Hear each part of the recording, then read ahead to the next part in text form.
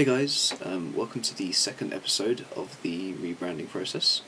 This morning I'm going to talk about logo inspiration, and I've been having a quick trawl through LogoPond to download some examples to talk through. So I'm going to show you these and walk you through why I've chosen each one and what elements I think we can apply to the carsonified rebranding. So I've pulled a few logos from LogoPond, and they're just a few of them, just to give a quick example. I haven't chosen necessarily what I thought are the best logos, but logos which are kind of relevant to what we're doing in some way, and things that contain kind of elements that I want to draw attention to. So the first one is for Malvit's surfboards. What I really like about this one is it's kind of got this lovely handwritten feel without being kind of too... It's stylized but not too stylized. It's got a kind of nice freeform nature, almost slightly graffiti-like, but it's a little bit more playful. Not really, hasn't got any kind of harshness about it. It's very kind of relaxed, and yeah, nice. I really also like the different letter heights, especially like the first and last letters, that kind of bookmarking effect.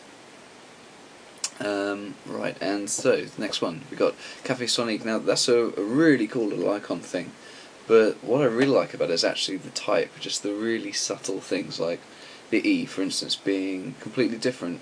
It just really gives it this kind of point of focus, and also absolutely love the Q's descender. Really subtle. It doesn't actually relate to the meaning of it at all, but just these really small typographical touches. Very nice indeed. So Elastic Digital, despite the horrible cliched reflection thing, which I absolutely cannot stand, it's really like the simplicity of it, the subtle suggestion.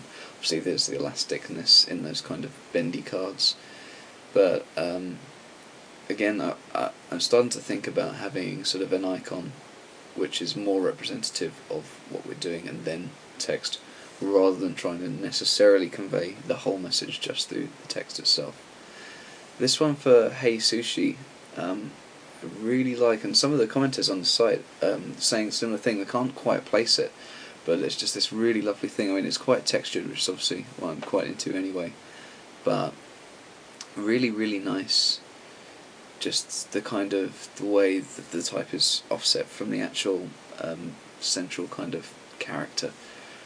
Really nice, and yeah, something about it. I really like it. So Juice. This was interesting because I thought this wasn't one of my favourites, but I just thought it was very interesting to have that kind of thing behind the letters, as it were, sort of almost like kind of a subtext. Kind of taken quite literally, but yeah, pretty cool. Like that one. Moodboard for a site which has been recently launched, and a really nice site actually.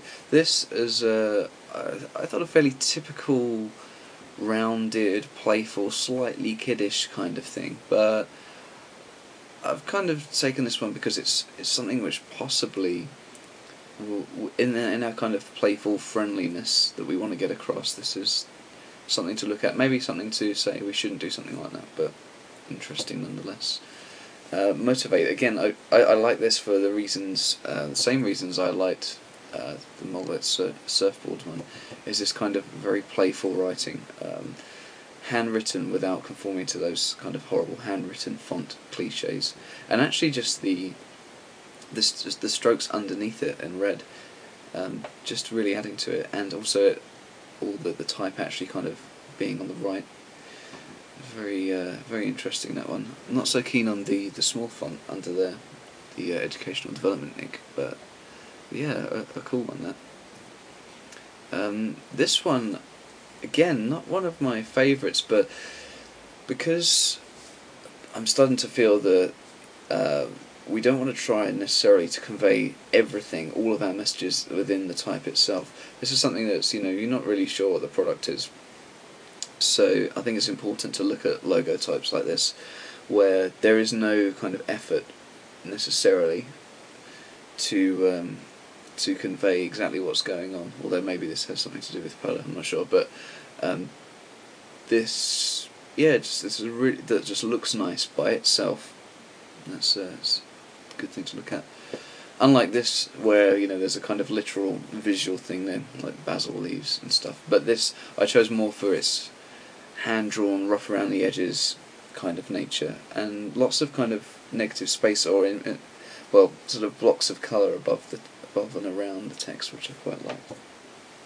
And this one, I don't actually like this at all, but I downloaded this one because I kind of like the way that it separates out pro and field, and this is something I'm possibly thinking of doing with carsonified, and separating out the carson and the ified, because they're one word, but I think because it's a fairly long word and it's a new word, we need some kind of definition in there, and possibly separating out with a different colour or whatever could be an interesting technique to pursue.